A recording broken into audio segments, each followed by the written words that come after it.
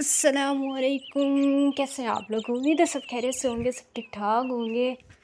अच्छा जी, नदीम भाई की शादी में सोनिया के पास बहुत पैसा आ गया, खुला पैसा आ गया, लेकिन सोनिया के अलावा बाकी किसी के पास भी कोई पैसे नहीं है। और सिकंदर भाई तो बेचारे इतने गरीब हो गए, इतने गरीब हो गए कि वो अपनी वाइफ को कुछ ढंग का दिला के ही नहीं दे रहे। नजमा को सारी शॉपिंग सोनिया ने कराई है, शादी के हवाले से जितनी भी शॉपिंग थी सोनिया ने करवाई है, लेकिन एक शूज़ जो है वो सिकंदर भाई ने लेके दिए, वो भी 1000 के। और मैं ये सारी बातें आप लोगों को क्यों बता रही हूँ? जाहिर सी बात है, ना ही आप लोगों को दिलचस्पी है, ना ही मुझे दिलचस्पी है इन फालतू फजूल बातों में, लेकिन बताना पड़ेगा व्यूवर्स। जब तक बताएंगे नहीं तो बात कैसे बनेगी? तो जैसे सिकंदर भाई बहाने बहाने से बता रहे हैं, तो मैं तो आप लोगों को पता है सीधी सीधी बात करती हूँ, घुमा फिरा के बात नहीं करती। सिकंदर भाई क्या बताना चाह रहे हैं कि 1000 का शूज़ लेके दिए, पैसे नहीं है, पैसे ख़त्म हो गए हैं, आप लोगों ने इमदाद देना, ताउन करना बंद कर दिया है। और जाहिर सी बात है, कमाई का कोई और ज़रिया तो है ही नहीं, बस कैमरा उठा के अपनी वाइफ की, अपनी बच्चियों की, अपने बेटों की वीडियो ही बनानी है उन्होंने। तो थोड़ा इमदाद भी कर लिया करें कभी कभी। बहुत गरीब हैं, बहुत ज़्यादा गरीब हैं, हद से भी ज़्यादा गरीब हैं। इनकी गुर्बत का अंदाज़ा आप यहाँ से लगा लें कि जो कमीशन खाते हैं ये, मतलब जो आप लोग इमदाद करते हैं ना, ख़ास तौर पे ओवरसीज़ पाकिस्तानी सिस्टरों जो इमदाद करती हैं, उन पैसों में से ये हर सिस्टरों के पैसों में से 20-20 हज़ार रुपये कमीशन खाते हैं। इतने गरीब हैं ये। तो इमदाद जो है आप लोग ना रोका करें इनकी, वरना ये अपनी वाइफ को 1000 के शूज़ लेके देते हैं। चले जी, इन फालतू फजूल बकवास को फ़िलहाल साइड पे रखते हैं। वीडियो आज की बहुत ज़्यादा मज़ेदार होने वाली है। आप सब लोगों से गुजारिश है कि वीडियो को आप लोगों ने फुल वॉच करना है, लाइक करना है, शेयर करना है। चैनल में फर्स्ट टाइम आए हैं तो चैनल को सब्सक्राइब ज़रूर करना है। अच्छा जी, समाविया के हवाले से टाइटल लगाया गया है सिकंदर भाई की वीडियो पे कि समाविया अपने अब्बू का कमरा देख के इमोशनल हो गई है। बेगैरत तो ये लोग हैं ही हैं, इसमें तो कोई शक नहीं है कि ये लोग बेगैरत हैं। अब तो ढके छुपे अल्फाज में कहने की ज़रूरत ही नहीं है, खुल्लम खुल्ला इन लोगों ने खुद ही मान लिया है कि हम बेगैरत ही हैं। हमें मतलब आप लोग कहें या ना कहें, हम हैं ही यही हैं। जो भी कहो, हमें कोई फ़र्क नहीं पड़ता, हम हैं।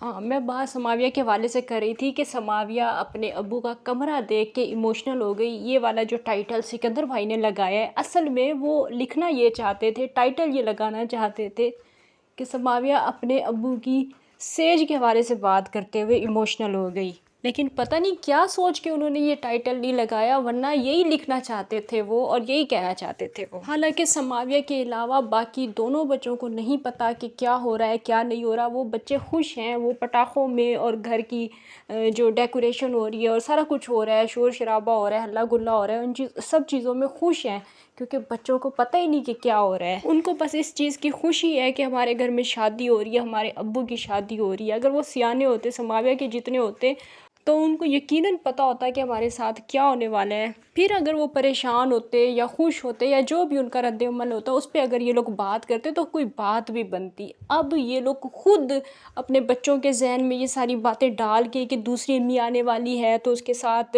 ऐसे रहना है, तो वैसे करना है, तो ये करना है, तो वो करना है, इस तरह की बातें करके खुद उनका जो है वो मूड चेंज करते हैं। फिर कहते हैं कि बच्चे इमोशनल हो रहे हैं, कितने बेहिस किस्म के लोग हैं, मेरी समझ से बाहर है। बच्चे घर की डेकोरेशन को देख के, पटाखे देख के और ये सारी चीज़ें देख के खुश हो रहे हैं, और ये बच्चों को कह रहे हैं कि आप परेशान क्यों हो, आप इमोशनल क्यों हो रहे हो, ताकि वो सच में परेशान हो, सच में इमोशनल हो, और फिर इन लोगों के, इन बेहिस लोगों के व्यूज़ आएँ। और फिर जो इनकी बाहर से इमदाद आना भी बंद हो गई है ना, ओवरसीज़ सिस्टरों ने इमदाद देना भी जो बंद कर दी है, वो भी दोबारा से बहाल हो और इनकी ज़िंदगी जो है वो दोबारा से खुशहाल हो जाए। इस वजह से बच्चों को बार बार इमोशनल करने की कोशिश की जा रही है। और जाहिर सी बात है, वो मासूम नासमझ से बच्चे हैं, उनको बार बार इस तरह की बातें सिखा सिखा के उनसे करवाई जाएंगी तो वो परेशान तो लगेंगे, फिर इमोशनल भी लगेंगे। तो जनाब उस पर इन्होंने फिर से 3 साल पहले वाली कहानियाँ सुनानी हैं।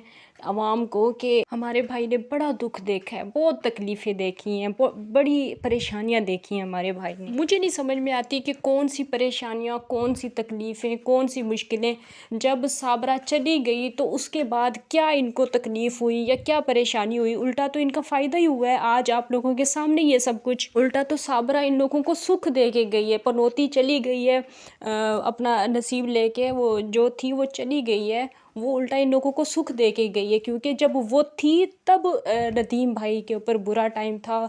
उस टाइम जो है नदीम भाई ने समझो दुख देखे होंगे या परेशानियां देखी होंगी।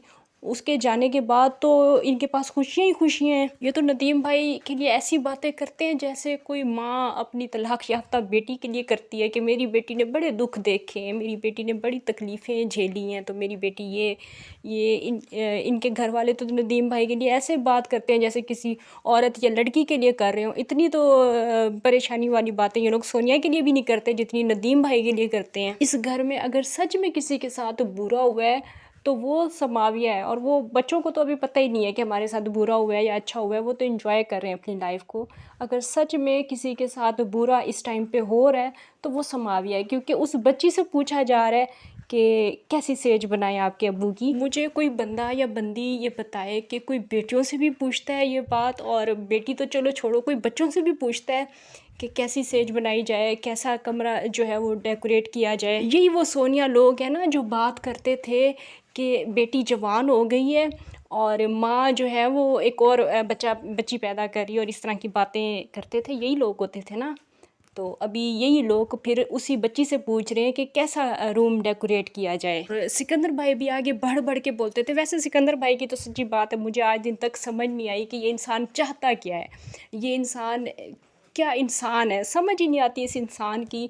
अभी कुछ दिन पहले की इनकी आप वीडियो देखें तो हाथ उठा के सोनिया को दुआएं दे रहे थे कि ये दूसरे मुल्क चली जाए और पता नहीं क्या क्या।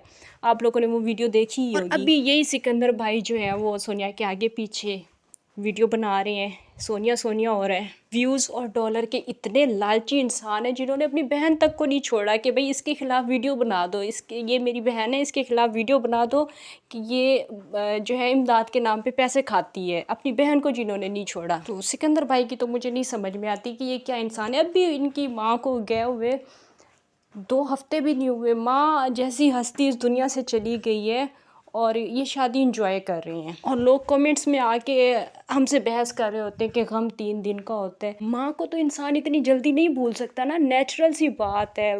बाकी और इंसान हो, कोई चाचा मामा ताया कोई भी हो, बंदा वक्त के साथ साथ भूल जाता है। माँ को तो इतनी जल्दी नहीं भूल सकता बंदा। वैसे भी सारे जल्ले आराई वाले ये बेहिस्से लोग हैं, इन सब के बारे में क्या कहा जा सकता है। माँ हो या किसी का बाप हो या कुछ भी हो, किसी को कोई फ़र्क नहीं पड़ता कि कोई जाने वाला है या कोई जा रहा है। बस इनको ये है कि हाँ, अगर नाना अब्बू की तबीयत ख़राब है तो शादी खैर खैरियत से गुजर जाए, इस चीज़ के लिए ये दुआ करते हैं और दूसरों से भी करवाते हैं। बाकी जाना तो हम सब नहीं है, ये इन लोगों को पता ही है। हमेशा हमें भी याद दिलाते रहते हैं कि शायद हम लोग गलत हैं, तो हमें याद दिलाते रहते हैं कि जाना सब नहीं है। तो नाना ने भी कभी ना कभी चले ही जाना है, लेकिन आप लोग दुआ कीजिएगा कि शादी खैर खैरियत से हो जाए। तो चलें जी, आप लोग भी दुआ कीजिएगा कि अल्लाह करे नदीम भाई की शादी खैर खैरियत से हो जाए। तो इसी के साथ ही इंशाल्लाह नेक्स्ट वीडियो में आप लोगों से मुलाकात होगी। तब तक के लिए इजाज़त दीजिए। अल्लाह हाफिज़।